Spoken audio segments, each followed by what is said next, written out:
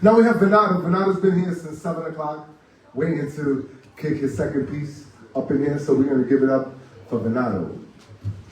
He's going to wait patiently for his turn. Thank you for waiting. Thank you all for waiting for your turn. Thank you. Thank you.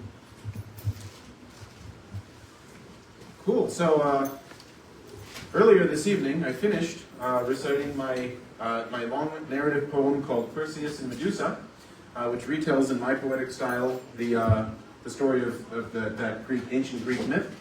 So now I'm starting a new one, and you guys get to hear chapter 1 of Robin Hood. So chapter 1, we begin with the birth of Robin.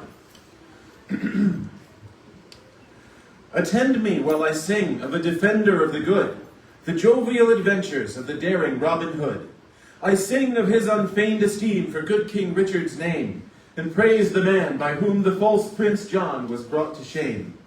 Recall his noble deeds, and how his arrows pierced the air, and found the center mark, and split their twins already there.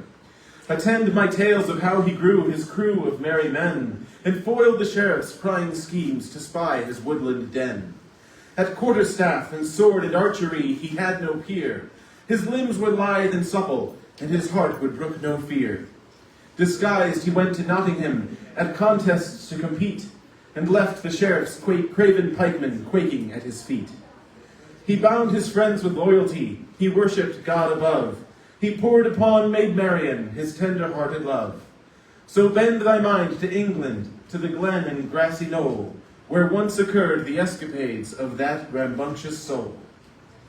This Robin was the only child of Eleanor and Hugh, who lived when John the Prince was still a boy, and Richard too. Now Hugh had Saxon parents, but his wife was Norman born, which made their marriage strange, for Hugh held Norman folks in scorn. His disrespect was born from his mistreatment by a judge, who spurned his lawful rights, and thus inspired a lasting grudge. For long ago the home of Hugh was spoiled by Norman hands, until he asked a courthouse to return to him his lands. The Norman judge dismissed his plea, and thus dishonored him. So when he thought of Norman folk, his wounded heart was grim. The king, though, had an interest in Hugh's unhopeful suit, for Hugh was from a loyal family of good repute. So when the court's dismissal came, the king was kind instead, and bade a troop of foresters receive Hugh as their head. King Henry's charter granted him a house on Locksley's grounds, and bade him be a ranger there and in the nearby towns. The charter said the king desired that Hugh and his successors should keep a part of Sherwood Forest free from all oppressors. It also bade the Saxon be his toller of the road, and thus for Hugh a mix of rights and duties was bestowed. So Ranger Hugh began his work in Locksley and its glen. His wise decisions earned the praise of his platoon of men. With these he did his duties as a servant of the king, and thus his heart was soothed, and he remembered less the sting. And it was there in Sherwood that he met the Norman maid, by whose rapport and graceful charms his rancor was allayed. He soon proposed to Eleanor, and she returned his love, and so his Saxon fingers ringed the woman's Norman glove. The wedding bands were called, and then the two were man and wife. Within a year the happy black-eyed Robin came to life. And oh, what bliss, what doting love they poured upon their boy, who ripened every year to fill their hearts and home with joy. His father taught him woodland skills, like spotting tracks in clay, and Eleanor, a pious woman, showed him how to pray. Now Locksley had no schoolhouse, but the parents longed for one, and so they sought for other means to educate their son. About that time an elder priest arrived with this request, to build a hermitage wherein to end his days at rest. They said the priest could build it if he taught their son to read. So Robin gained a tutor when the holy man agreed. The years went by till both the Norman tongue and Latin too were understood by Robin, which was useful unto Hugh. When he was 12, his father taught him how to string a bow and send an arrow to its target, high aloft or low. And 4 years later, Robin's skills at archery were such that when his father saw him shoot, his heart exulted much. And it was at this time that Eleanor received a note. Her son recited it to her, and lo, her brother wrote. He said the fair of Nottingham was soon to come around, and bade his sister and her family join him in his town. He also said his only nephew's absence cut him dear, and asked if they could spare their son to live with him a year. Then I, the letter said, shall treat him as I treat my own, and thou shalt have him back when he is 1 year wiser grown.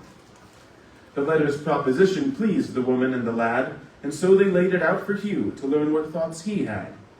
Now Hugh did not desire to visit town or see the fair, but knew his son would profit much from what he'd learn while there. Then Robin spoke his mind. Please let me see the fair, good sir, for thou once said I'd go, let not thy promise be deferred. Then Hugh replied, Indeed, I often say that thou shalt see it. And since I'm bound to keep my word, it shall be done, so be it. But I myself shall stay behind to mind my duties here. So pack thy things, I bid thee make thy father proud this year. His wife then said, The servant man who brought the note to me informed me that there's thieves, and says to journey warily. She spoke these words to prick her husband's heart to travel too. I greatly doubt the servant's idle fancies, answered Hugh. No bandits live in Sherwood in the parts that my men care for. Doubt not the safety of the road, and gird thy courage therefore. Now, Robin, do remember, let thine uncle teach thee well, for he is Gamewell's squire, at politics his mind excels. But keep thy bow at hand, for it shall serve thee well in life, and trust thy hands and eyes, and in this journey heed my wife. The lad replied, You shall be proud of me, my sire. A month shall pass, and I'll return and leave behind the squire. A year, my boy, his father said, 12 months shall pass us by, and only then shalt thou again appear before mine eye.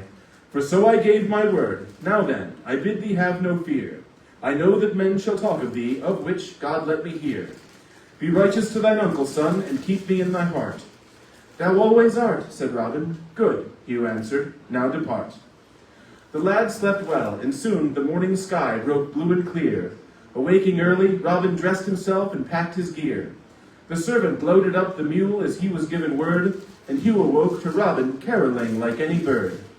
Art thou, he asked, so glad to leave thy home behind, my boy? Most surely, said the lad, his youthful heart replete with joy.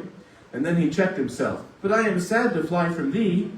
Tut, tut, his father said, thou shalt have no reproof from me. But get thee on thy pony, wife, he said to Eleanor. And Robin, take his bridle, thou shalt lead it on before. And Gamewell's servant Warrington shall lead the mule behind. The servant asked to have a sword, but Hugh was disinclined. But I shall bring my dagger, father, Robin said with glee. So bravely they began the trek through Sherwood's verdant trees.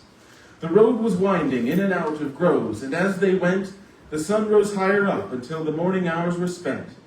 They soon espied a glen where limbs near blotted out the sky, and there they stopped for lunch, and Robin placed his dagger by. He chatted with his mother, but then lo, a horn rang out. Its blast was shrill and close, and up beside it rose a shout. Within a moment, 50 of lusty rascals came. They seized the servant's arms and stood around the boy and dame. Now, dainties, said their leader, let not fear disturb your souls. My company but guards the road. We bid ye pay our tolls. And Robin ground his teeth, for these were highwaymen and thieves. He braced his limbs and spied his blade half covered by some leaves. Indeed, no fear was in his breast, but only wrath and strife. He sought for means to foil their schemes, at hazard of his life. End of chapter 1. Chapter 2 is called Robin Meets Will o' the Green, but that'll be for next time. So if you want to hear that, come again next Tuesday for more of the story of Robin Hood. Thank you. All right. Thank you, Fernando. Thank you. Next up on the mic we have